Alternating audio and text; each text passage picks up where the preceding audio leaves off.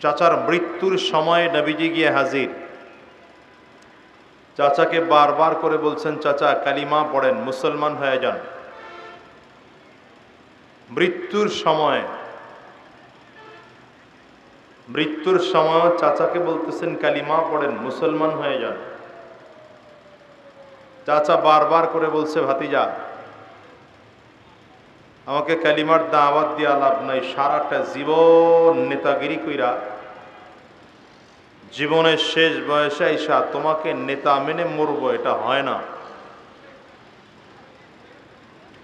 নবীজি তাকিয়ে দেখলেন চাচা চোখের সামনে বেঈমান হয়ে জমিন থেকে বিদায় হয়ে গেল। চাচা জাহান্নামী হয়ে জমিন থেকে বিদায় হয়ে গেল। নবীজি আফসোস করে চোখের পানি ছেড়ে কান্না করতেছেন। চেহারা মলিন করে ঘর থেকে বের হচ্ছেন নবীজি, বেজার মন নিয়ে বের হইতেছেন। আল্লাহ তাআলা নবীজিকে সান্ত্বনা দেওয়ার জন্য আয়াত নাজিল করলেন, ইন্নাকা লা তাহদি মান আহবাবতা ওয়ালাকিন্নাল্লাহ ইয়াহদি মান ইয়াশা। পয়গম্বর, আপনি যাকে চাইবেন চাইলেই আপনি হিদায়াত দিতে পারবেন না, বরঞ্চ আল্লাহ তাআলা যাকে চাবেন তাকে আল্লাহ তাআলা হিদায়াত দান করবেন। এই আয়াত দ্বারা আর এই ঘটনা দ্বারা প্রমাণিত হয় হিদায়াতের একমাত্র মালিক কে? ফখরে বাঙ্গাল মৌলানা তাজুল ইসলাম সাহেব রহমতুল্লাহ আলাইহি বলেন, আমার মনে শুধু এই প্রশ্ন যে হিদায়াতের মালিক আল্লাহ কেন আল্লাহর হাতে রাখলেন কেন? তিনি বলেন, এই প্রশ্ন আমি অনেকের কাছে করেছি, কেউ সদুত্তর দিতে পারে নাই। সর্বশেষ উজানির কারি ইব্রাহিম রহমতুল্লাহ আলাইহির মেয়ে বিয়ে করার পরে একদিকে শ্বশুর, দ্বিতীয় দিকে উস্তাদ। কথা বুঝতেছেন আপনারা? এই উস্তাদ এবং শ্বশুরের কাছে গিয়ে প্রশ্ন করলেন যে হিদায়াত আল্লাহ তাআলা তার হাতে রাখলেন কেন? উজানির কারি ইব্রাহিম রহমতুল্লাহ আলাইহি উত্তর দিলেন যে দেখো, দুনিয়াতে যত সম্পদ আছে সব থেকে শ্রেষ্ঠ সম্পদ, দুনিয়ায় যত নিয়ামত আছে সব থেকে শ্রেষ্ঠ নিয়ামত হলো হিদায়াত। এটা দুনিয়ার সব থেকে বড় নিয়ামত, সবচেয়ে বড় সম্পদ। এই জন্য আল্লাহ তাআলা এই হিদায়াতটা নিজের হাতে রাখছেন। নিজের হাতে রাখার কারণ যে আল্লাহ তাআলার কাছে বান্দা যেন বেশি চায়, খুব এই নিয়ামতটা যেন আল্লাহ তাআলা নিজে চাইয়া চাইয়া বান্দার থেকে নেয়। এই জন্য আল্লাহ তাআলা আমাদেরকে প্রশিক্ষণ দিয়েছেন তেমন। নামাজে দাঁড়িয়ে আমরা যত রাকাত নামাজ, তত রাকাত নামাজই কিন্তু আল্লাহর কাছে হিদায়াত চাই, চাই কিনা? কারণ প্রতিটা রাকাত নামাজের মধ্যে আমরা সূরা ফাতিহা পড়ি। রাসূল আরবি সাল্লাল্লাহু আলাইহি ওয়াসাল্লাম বলেন, লা সালাতা ইল্লা বিফাতিহাতিল কিতাব। সূরা ফাতিহা ছাড়া নামাজ হয় না। সূরা ফাতিহা ছাড়া কি হয় না? এই যে মাথা নিচের দিকে দিয়ে বয়ে রয়েছে, সূরা ফাতিহা ছাড়া কি হয় না? নামাজ হয় না। এই জন্যে যখন একা একই নামাজ পড়ি তখন প্রত্যেককে সূরা ফাতিহা পড়তে হয়। তারপর কথা কন না কেন? সূরা ফাতিহা যদি আমি ইমামের পেছনে পড়ি তো ইমাম তিলাওয়াত করলে আমার পক্ষ থেকে আদায় হয়ে যায়। তো এই সূরা ফাতিহাতে আমরা আল্লাহর কাছে হিদায়াত চাই। কি চাই কি চাই না? সূরা ফাতিহার মধ্যে আয়াত আছে, ইহদিনাস সিরাতাল মুস্তাকিম, ইহদিনাস সিরাতাল মুস্তাকিম, সিরাতাল লাযীনা আন'আমতা আলাইহিম গায়রিল মাগদুবি আলাইহিম ওয়ালাদ-দাল্লিন। এই সূরা ফাতিহার মধ্যে সবটা চাওয়া আর পাওয়া হিদায়াত নিয়া। দেখেন সূরা ফাতিহা কিন্তু পুরোটা বান্দার কথা। কথা কার? কথা কয় না, এই বান্দার আবেদন। সূরা ফাতিহার পুরো আবেদনটাই বান্দার।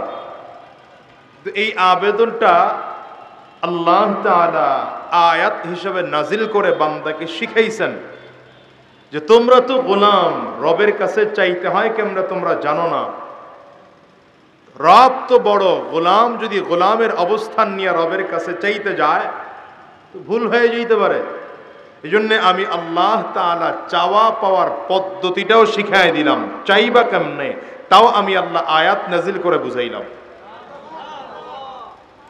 এই জন্য সূরা ফাতিহার যতজন তাফসীর লিখেছেন সব মুফাসসিররা তাফসীর লিখতে গিয়ে এই হাদিসটা উল্লেখ করেছেন।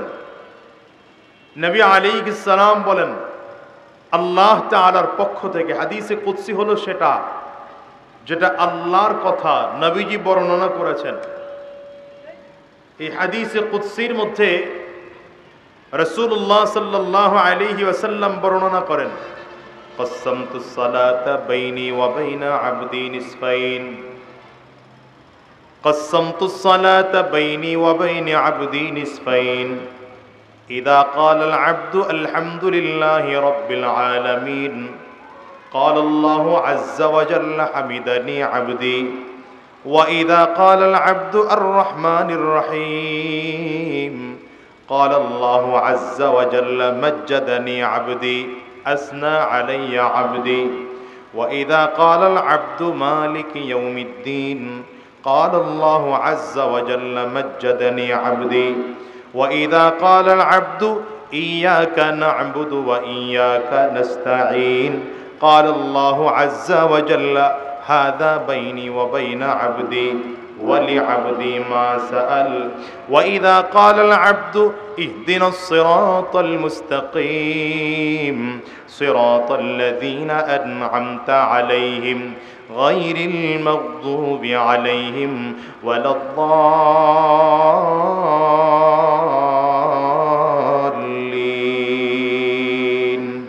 قال الله عز وجل هذا لعبدي ওয়ালিআবদি মা সাল।